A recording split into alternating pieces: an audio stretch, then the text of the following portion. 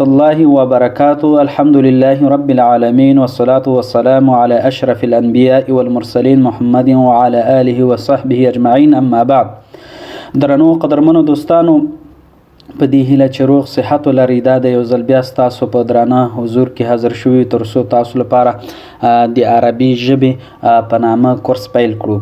په سر کې باید یادونه وشي چې کوم کتاب تاسو ته تدریس کیږي یا ویل کیږي هغه د العربیة بین یدیک په نامه کتاب ده چې ځینې دوستان به هم ورسره بلدتیا لري چې دا ډیر ښکلی کتاب دی، خاصتا هغو کسانانو لپاره ډیر ګټور دی چې هغوی هیڅ عربي ژبې سره بلدتیا نه لري.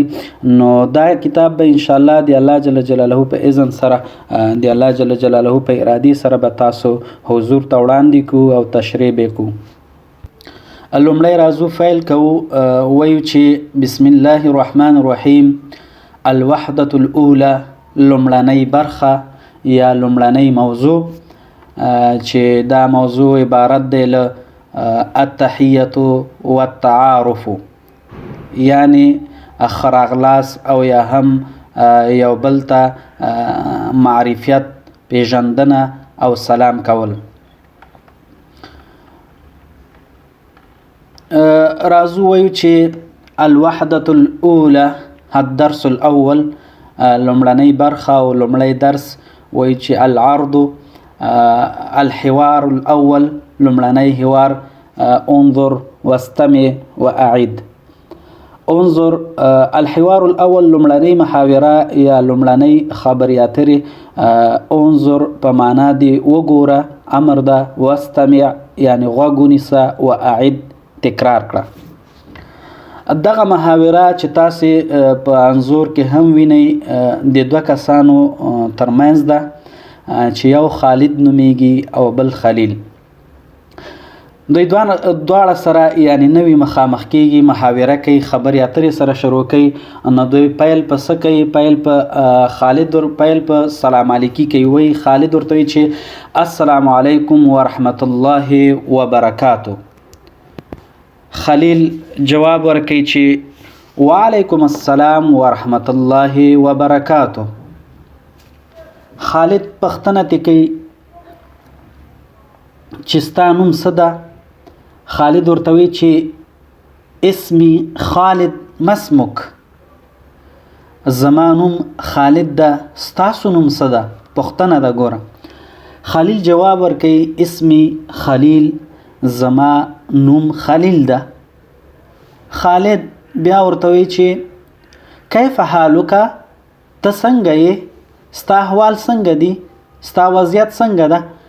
خلیل جواب ورکوي چې بخیر والحمدلله، زه ښه یم، د الله جل جلاله حمد و ثنا ده. بیا ترې پوښتنه کوي خلیل وکیف حالک انت، ته څنګه یې یا خالده؟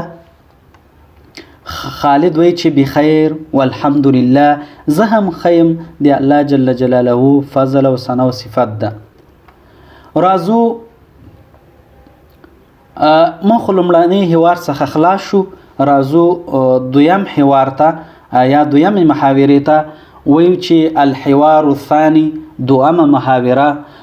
انظر وګوره، واستمع غوږ ونیسه، واعد او تکرار کړه.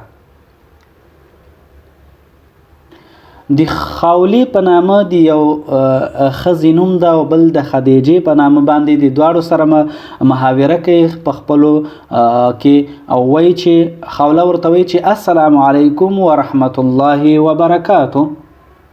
خدیجه جواب ورکوي چې وایي وعلیکم السلام ورحمة الله وبرکاته. خوله بیا پوښتنه ترې کوي چې اسمي خوله ما اسمک، زما نوم خوله ده، ستاسو نوم څه ده؟ پوښتنه ترې وکوله. چا نه؟ خدیجې نه. خدیجه ورته وایي چې اسمي خدیجه، زما نوم څه ده؟ خدیجه ده. خوله ته بیا پوښتنه کوي چې کیف حالک، ته څنګه یې؟ ستا احوال څنګه دي؟ خدیجه جواب ورکوي چې بخیر والحمدلله، زه ښه یم، د الله جل جلاله فضل ده. بیا خدیجه بیا پوښتنه کوي چې وکیف حالک انت، ته څنګه یې؟ یا خوله جواب ورکوي چې بخیر والحمد لله، زه ښه یم، د الله جل جلاله فضل ده.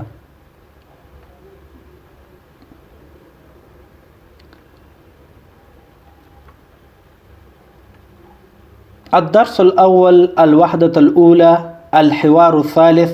دریم محاورې ته موږ راځو او وایو چې انظر وګوره، واستمع غوږ ونیسه، واعد تکرار کا.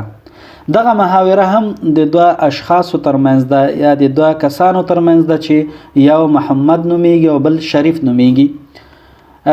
محمد او شریف دی چې یو د پاکستان څخه ده بل د ترکیې څخه. محمد وی چې السلام علیکم ورحمت الله وبرکاته. شریف جواب ورکړي چې وعلیکم السلام ورحمت الله وبرکاته. محمد چې دا پوښتنه کوي چې من اين انت، ته د کوم ځای څخه یې یا ته د کوم ځای څخه یې، ستا د اوسېدو ځای کوم چیرته ده؟ شریف وی چې انا من پاکستان، زه د پاکستان څخه یم. محمد وی چې هل انت پاکستانی، هل انت پاکستانی، آیا ته پاکستانی یې؟ پوښتنه کوي. شریف جواب ورکوي چې نعم انا پاکستانی، زه څه یم؟ پاکستانی یم. وما جنسیتک انت، او ستا ته د کوم ځای څخه یې؟ ستا جنسیت کوم دی؟ د کوم هیواد څخه یې؟ محمد جواب ورکوي انا ترکی، زه ترکی یم. انا من ترکیه، زه د ترکیې د هیواد څخه یم. شریف ورته وایي چې اهلا وسهلا، ستړی مشې، په خیر راغلی. درنو قدرمنو دوستانو، لکه څنګه چې تاسو ته په درس کې تکرار شول او وویل شول چې انظر ورته وګوره، واستمع او دغه محاورې ته غوږ ونیسه، واعد تکرار کړه. نو تاسو هم په خپلو کورونو کې لکه څنګه چې درس لوستل کیږي په همغه شکل یا په همغه بڼه یې له ځان سره په کورونو کې تکرار کړئ. او که بیا هم کومه پوښتنه کوم وړاندیز لرئ نو له موږ سره شریک کړئ. نو هیله ده چې د نن ورځې درس مو خوښ شوی وي او د نن ورځې درس مو یو څه اندازه یاد کړی وي.